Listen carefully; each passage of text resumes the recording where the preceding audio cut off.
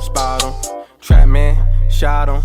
Hundreds, 50s, you know a nigga litty. What's good, YouTube? It's your boy Tatted Shiz TV coming back with another banger, you heard. And today what we got on the roster is New Jersey gang war, story of Albee and the Bloods, Marion Gardens, when Joe Budden almost died. So yeah, man, we're about to get into this video. If you don't got shit do it, fluid, you ain't doing it. And like, comment, and subscribe to the channel, man. There's more coming. So yeah, we're gonna get into this video. 1. You know what the video is about, so we are not going to waste any time. Let's jump right in. Darnell Reeves. On December 12, 2008, members of the Jersey City Police Department responded to a shooting on 259 Clinton Avenue in Jersey City. Henry Molesky was found face down in the street. Molesky died 2 days later from a single gunshot wound to the right temple from a small caliber round. The weapon was never recovered. Molesky was an auto repair mechanic who had started teaching auto repair to students at Dickinson High School. Allegedly, Molesky had been robbed at a liquor store by a relative of a man named Darnell Reeves. Darnell Reeves was a 5-star general in the Bloods gang. He called police 3 times before he took it upon himself to go confront the perps. Molesky then drove to the spot where he had known Darnell and the Bloods to hang out, Clinton Avenue. Allegedly, at the scene were 4 individuals. Tim, who was Darnell's best friend at the time, Darnell's brother, Niquin, a dude named Brandon, and Darnell himself. Tim, who was initially charged with the murder, testified at trial. He stated that after the murder, Darnell confessed to him, saying Molesky had got out of his car and came at him with something in his hand, and Darnell shot him. He also stated that he indeed saw Molesky that night at the liquor store on Clinton and West Side Avenue. According to Brandon, when Molesky pulled up and confronted them, Darnell told his brother to go get the gun. The gun was stashed in a mattress in a nearby alley. Brandon also testified that he seen Molesky that night. He stated that before the shooting, everyone walked away. 3 seconds later, he heard the shot. Molesky fell on the ground and he could still hear his head hitting the pavement. A few days after the murder, Tim was picked up on an unrelated domestic assault charge. Allegedly, he put a gun to woman's head and said he was going to kill her. Shortly thereafter, he was charged with a Molesky murder. As for Darnell, his first trial on the murder charge ended in a hung jury.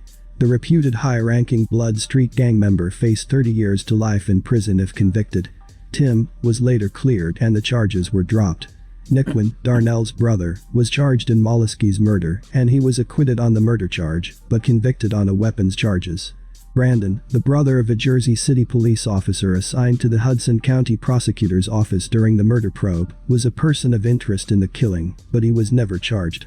His defense attorney, Adrian Edward, expressed that Brandon and Tim were not credible witnesses. In fact, they made inconsistent statements and had the motive to lie in order to save themselves. She also believed it was possible that Brandon may have been provided protection by his brother, the police officer. 1 shooting, 1 incident, all the different people. This case has been built in reasonable doubt. Darnell did get hit with weapons charges despite the hung jury. The second time he was tried, he was acquitted of the murder charge.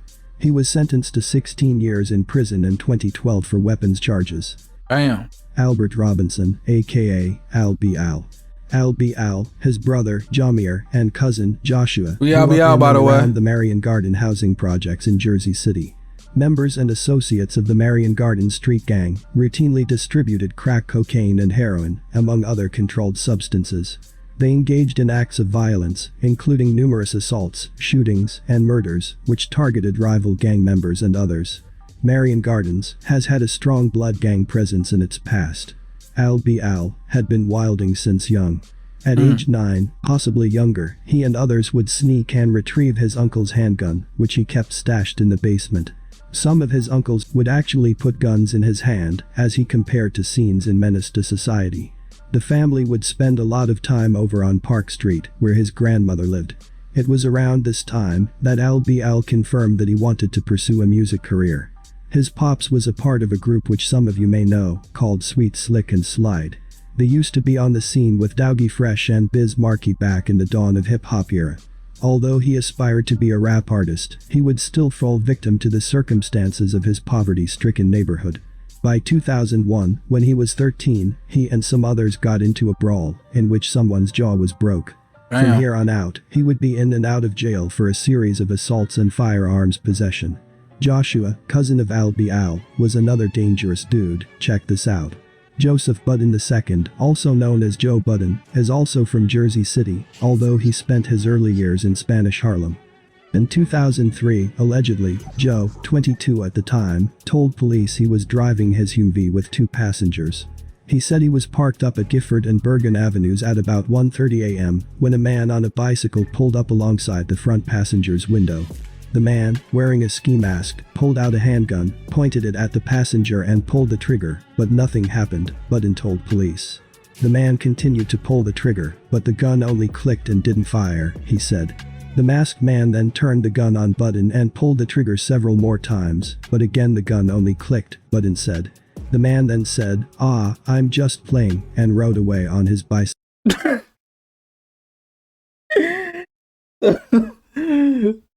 So hold on. So Joe Budden was chilling. Dude on a bike, masked up, came to him, pointed a gun, tried to shoot it 7 times, then jammed on him, and he just said, "Oh man, I'm just playing," and rode off.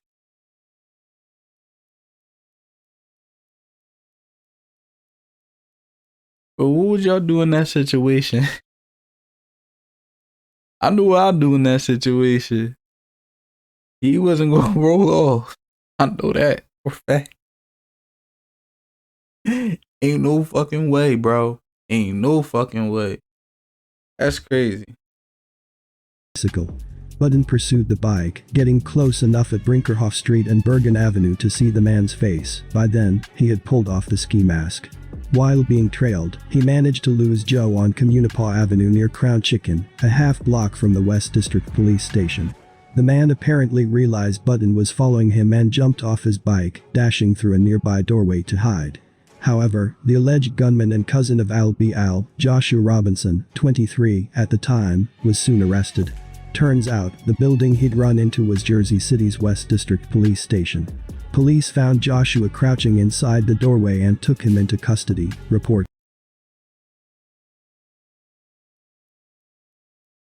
You had a bad day. That's a bad day. First you couldn't get off a shot. You shot it 7 times. You couldn't get it off. Then you just I don't know if he purposely or by accident ran into the, but you ran into there and got arrested. Bro, that's you might as well give the criminal shit up. At this point, you can get a job. Yeah. What the fuck? Like, damn, dog. Like, oh. Said. Officers found a 9mm handgun on the top of the police station steps. It had a bullet jammed in its chamber. Officers also found the bike and the ski mask. He was charged with aggravated assault, weapons charges, and possibly more. In 2004, he would go to jail for a 3-4-year stint. Whether this story is true or not, ask Joe Budden. Members of Marion Gardens made money off drugs, including heroin. In March 2006, Jamil Robinson, brother of Albee, was one of 3 men arrested by Jersey City police. He was passenger in a car when plainclothes police stopped them on Kennedy Boulevard for running a red light on Kensington Avenue. After searching the car, police found over 96 vials of suspected heroin, other drugs and a .25 or .25 caliber handgun. Jamil was hit with weapons and drug charges. By 2007, his cousin Joshua was released from prison for the Joe Budden situation, weapons charges and aggravated assault. As for Albee, he served time in prison from February 2007 to February 2008 for aggravated assault by pointing a firearm, unlawful possession of a handgun and drug possession. By 2010, he would lose good friend Bango. Bango was shot in the head and chest at about 3:15 a.m. while at a friend's crib on Wegman Parkway. He was pronounced dead at the Jersey City Medical Center about 30 minutes later. A dude named Bland and another named Jacobs came into the apartment and both shot Bango with semi-automatic handguns. At 11:30 p.m. later that day, Bango's friend, Ezekiel Sims, 31, of Stevens Avenue, was shot once in the head execution style in a stairwell at the Marion Gardens housing complex, where Jordan lived. The thought was, it could be that the Bango and Sims murders were related or some sort of setup. If you know, you know. On April 1, 2010, and a few months after the Bango murder, Jamiel would be released on parole from Wagner Youth Correctional Facility in Bordentown. Another murder would take place that summer. If you shop on Amazon, you Fucking should ass. use this tool. It's a browser extension that June 5, 2010. Police were called to the area between 70 and 90 Hudson Street. It was a late Friday night and on a report of a disturbance. An officer, who was working an off-duty job nearby, was first on the scene and discovered a large fight in progress. The officer observed two men shooting large-caliber semi-automatic weapons. He ordered the men to drop their weapons, but they ran off. Mac chased down and held the gunman, while the second gunman escaped. It was not clear how Williams figured into the gunfight. This officer did not see Williams get shot, but it was soon evident there was a man in the water. Officers struggled to help Williams out of the water, but they failed, and Williams drowned. It was learned later that he likely couldn't swim. The search in the harbor and along the waterfront was aided by Port Authority police and divers, but Williams' body was not immediately recovered. Upon inspecting the body, it was learned that he was shot at least once in the abdomen. The gunman who was arrested at the scene was charged with a murder, after initially being charged with aggravated assault, resisting arrest and weapons possession. This person, the shooter, turned out to be Joshua, Albee's cousin. He was in possession of a semi-automatic pistol and was arrested at the scene by a Jersey City police officer. The bullet taken from Williams' body matched the gun found on Joshua. It was later determined that Albee was on the scene. Allegedly, he was responsible for throwing Williams' body over the railing into the Hudson River after he was shot, and that's how he ended up in the water. With this, Joshua and Albee head back to prison. Fortunately, for Albee, he had someone to co-sign his bail, an old friend. In addition to making music, Albee also played football at Lincoln High School in his younger days. He befriended Kenny Britt during those days, who played for Bayne High School in Jersey City, before going on to play in the NFL. Kenny would also be at the recording studio with Albee at times. On June 30, 2013, while Joshua and Albee were fighting the murder case, Albee's brother, Jamier, was shot and killed near Bergen and Clinton Avenues. Anthony, 22, of Bergen Avenue shot Jamier, 28 at the time, a total of 5 times. 3 times in the upper right back, once in the back right thigh and once in the jaw. Robinson was later pronounced dead at the Jersey City Medical Center Barnabas Health. No witnesses could or would say what it was about, which escalated into violence. Another dude named Jay was also charged with the murder, but the case was later dismissed. After the shooting, Anthony was arrested at Bergen and Lexington Avenues, 2 blocks from the crime scene. He would end up getting 13 years. With the weight of Jamier's death, and also leaving his mother, Albee had to continue fighting the murder. After 4 years at trial, Joshua would eventually cop out to 10 years. According to Albee in a Vlad TV interview, he talked about Joshua having some other federal case looming over him, and thought it would be better for him to cop out in this situation. As for though, he was facing a slew of charges and about 100 years of time. The judge was offering very little to nothing, which basically forced to go to trial. He would need an attorney that can prove his innocence, one that could beat a murder rap. That attorney, Adrienne Edward. She had won a murder case at trial for fellow Bloods member, Darnell Reeves, a few years prior. After a 4-year trial, it was determined that there was no proof that threw Williams' body in the Hudson. As a result, he beat the murder, which also resulted in another win for Adrienne Edward. He had already served 4 years of a 5-year bid for possession of a firearm, so he would be home by June of 2015. Before the year would end, he would have to attend another funeral. This time it was for his younger homie, Mark. He didn't want to attend any more funerals after his brother died, but he did anyway. Whether you believe he is right or wrong, he wore his hood on his back. That's the way it goes. During this time, he dropped some music and gained more traction and looks. He did interviews, most notably Vlad TV and Hot 97, as well as a freestyle with Funk Flex. Things was going up, getting more lit. But the street life is one thing that's hard to escape. In 2016, it was reported that Albee suffered a gunshot wound to his right forearm in an incident at Baldwin Avenue and Rock Street at 6:50 p.m. He refused medical attention. Allegedly, he was unharmed or only grazed. A second victim was grazed in the lower back by the same gunfire less than a block away, at Baldwin Avenue near Academy Street. The man, who appeared to be in his mid-20s, was treated at the Jersey City Medical Center. It was determined that he was an unintended target. Al got on Snapchat after the shooting to celebrate dodging serious injury.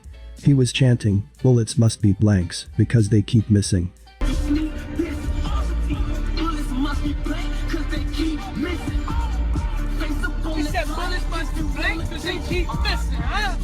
Young boys around the Marion Gardens complex were putting in pain throughout this time. It was a coming-of-age moment there, and they would go on a drill later in honor of Al's brother, Jamir. We covered that in the Marion Gardens story, so watch it if you haven't already. Moving along. By 2017, Darnell Reeves, a fellow blood member of Albee, came home from his weapons charge. On August 23, 2019, police responded to the area of Wall Street in Passaic just after 2 a.m. for a shooting. Officers found that 2 men had been shot. One of the victims, a 34-year-old Patterson man, was taken to St. Joseph's Regional Medical Center in Patterson. The other man, a 30-year-old Patterson resident, was shot but did not sustain any injuries. 2 people were arrested in connection to the shooting. Albee and Darnell Reeves were both charged with 2 counts of first-degree attempted murder and unlawful possession of a handgun. Al was arrested in Avenel by the New Jersey State Police Fugitive Task Force. Darnell Reeves, 35, was taken into custody in Kenilworth by members of the state's Fugitive Task Force. They now face the prospect of serving 10 to 20 years in prison for each count of attempted murder. Despite that, he still dropped King Op. As for this story, not really much else to talk about, except the fact that we have an idea of who their defense attorney might be. Remember to check out the Marion Gardens story if you are interested. But as always, stay low. So yeah, man, that's what it is, man. If you don't got your dual fluid, you ain't doing it. Like, comment, subscribe, and I'll hit y'all with another banger in a soon. Hundreds, fifties, you know a nigga litty.